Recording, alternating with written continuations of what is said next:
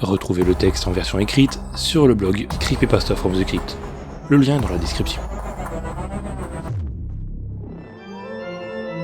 Les morses relèvent ce fameux soir où les gens s'amusent et se déguisent, les âmes finissent morcelées, scellées lorsque l'enfance se brise. Horreur, mystère, un banc glacial, fait trembler jusqu'en Antarctique. Légende urbaine, creepypasta, c'est l'heure du récit fantastique.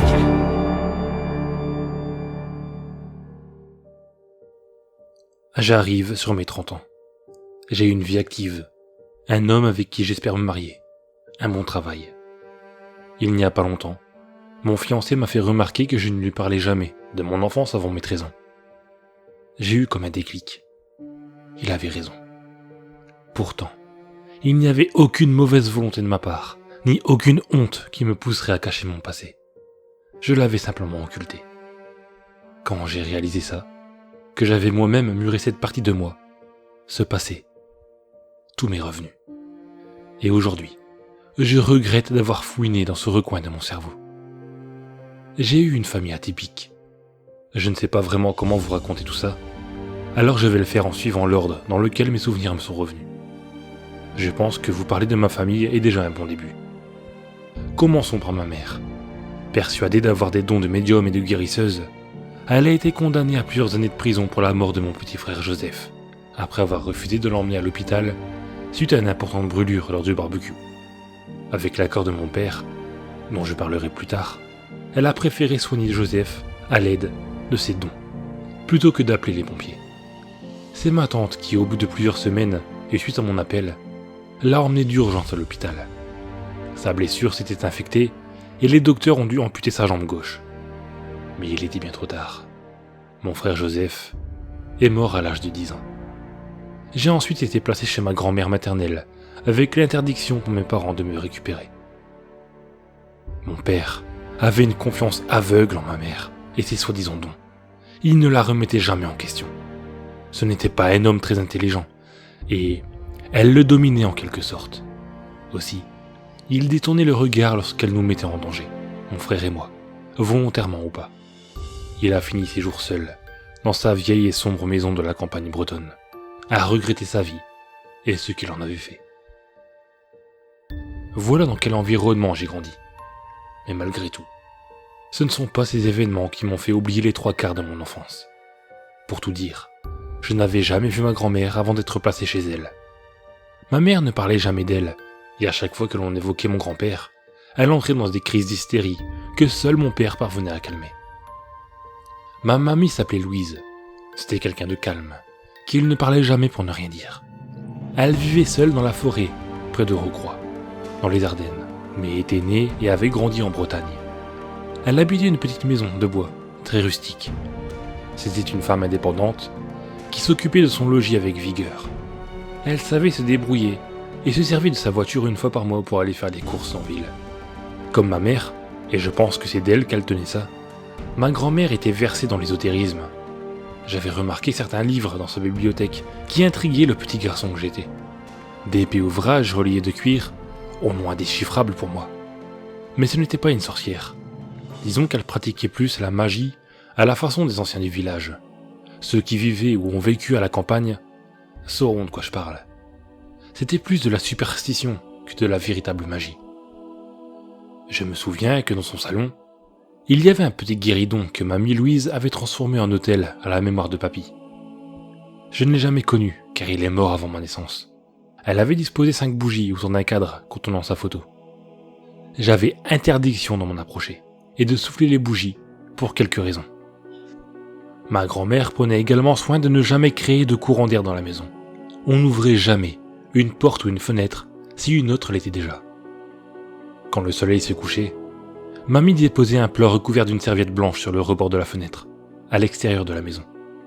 Avec tout l'amour que je lui porte encore aujourd'hui, je dois admettre que vivre avec elle ne me plaisait pas. Il y avait constamment une ambiance lourde de secrets, de choses non dites, de regards inquiétants, d'interdits. Mamie Louise ne parlait pas souvent et restait la plupart du temps dans le salon, à tricoter. Quant à moi, je passais le temps en grattant le bout rouge des allumettes pour ne garder que le bois et tenter d'en faire des châteaux. Je m'amusais comme je le pouvais. Je n'osais pas sortir seul dans la forêt, et à chaque fois que je demandais à mamie de m'accompagner, Elle restait immobile, sans rien dire. De colère face à son mutisme, me sentant ignoré, je courais parfois jusqu'à la porte d'entrée, bien décidé à y aller jouer dehors, avec ou sans elle. Mais à chaque fois, au moment de passer le bâton, j'étais paralysé de peur. La forêt n'avait rien d'inquiétant, mais c'était plus fort que moi.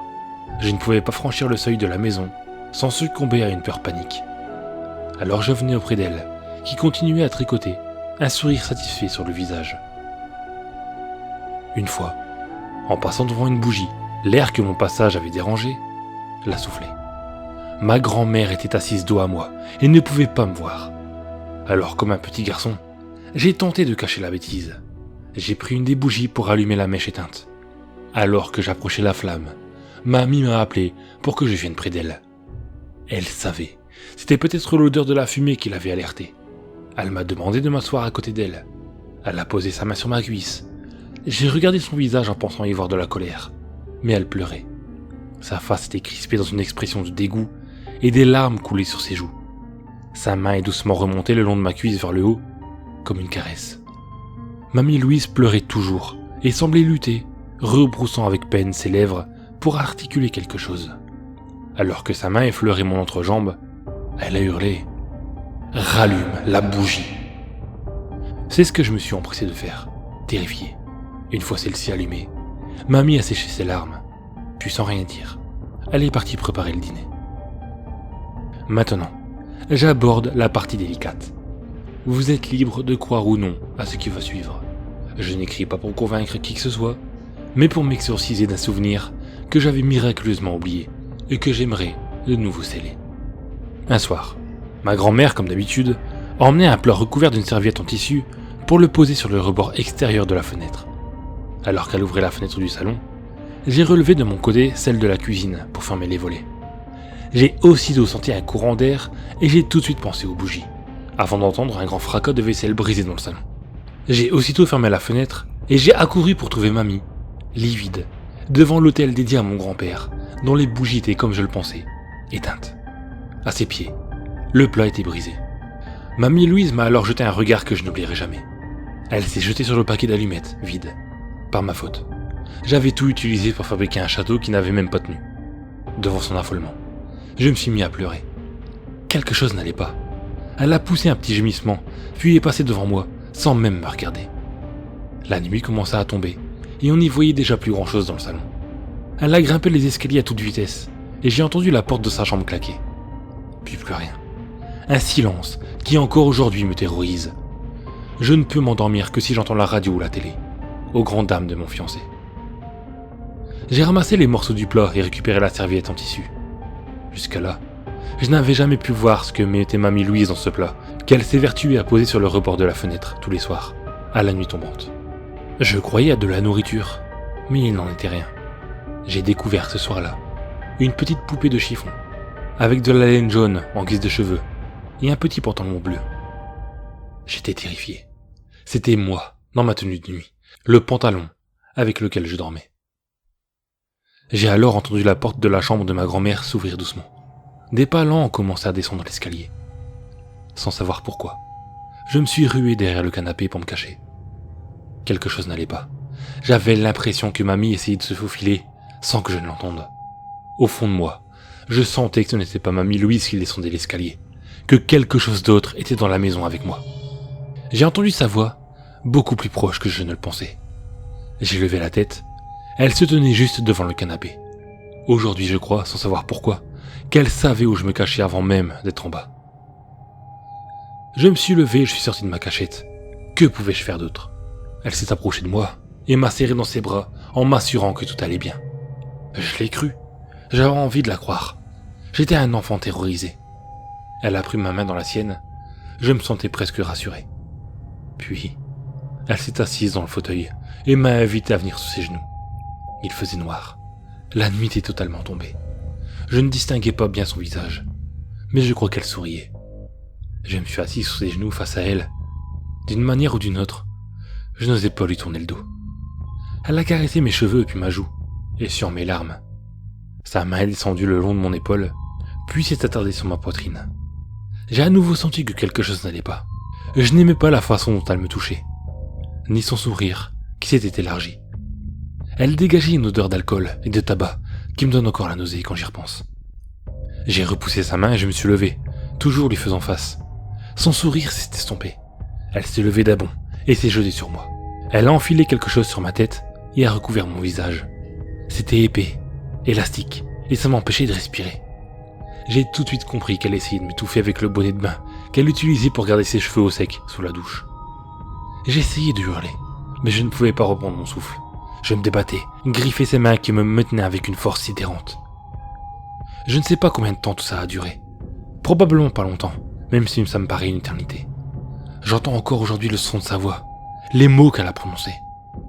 Sa voix était beaucoup plus grave, mais c'était toujours la sienne.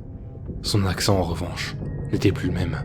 Elle ne cessait de répéter « Tu vas être obéissant et tu vas m'écouter ».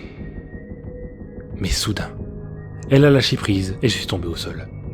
Elle se tenait devant moi, agrippant son bras à l'aide de sa main, comme pour l'empêcher de se mouvoir. Ses deux membres semblaient lutter l'un contre l'autre. Elle a poussé un hurlement terrifiant et a traversé la maison en courant, a ouvert la porte d'entrée et a disparu dans la nuit. Moi, je suis resté quelques instants à reprendre mon souffle, incapable du moindre mouvement. Ensuite, quand j'ai senti que mes jambes pouvaient de nouveau me porter, j'ai couru tout le long du chemin jusqu'à la ville, m'attendant en tout moment à ce que le monstre qui était devenu ma grand-mère ne se jette à ma poursuite. Mais il n'en a rien été. Je suis tombé dans les pommes, exténué, devant les portes de la mairie.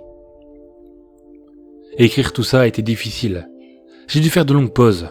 Lorsque l'on m'a retrouvé à l'époque, j'avais dit que quelqu'un s'était introduit dans la maison pour me faire du mal et que ma mamie l'avait poursuivi dans les bois. C'était évidemment faux, mais personne n'aurait cru la vraie version des faits. Depuis que tous ces souvenirs ont refait surface, j'ai parlé à ma tante. Elle m'a dit qu'après la mort de mon grand-père, mamie Louise n'avait plus été la même. Mon grand-père, qui d'ailleurs était de se dire un homme mauvais, qui avait plusieurs fois jeté des regards malsains sur ma mère et elle. Le plus étrange dans tout ça, c'est que j'aime toujours ma mamie, et je pense qu'au fond elle essayait de me protéger. De quoi ? J'ai quelques hypothèses mais aucune certitude. Mais ce qui est sûr, c'est que mamie Louise a gravi les marches de l'escalier ce soir-là. C'était la dernière fois que je la voyais. Quant à ce qui est descendu dans le salon ensuite, à pas de loup, tentant de se faufiler dans le noir et qui a disparu dans l'obscurité en hurlant, je ne saurais probablement jamais ce que c'était.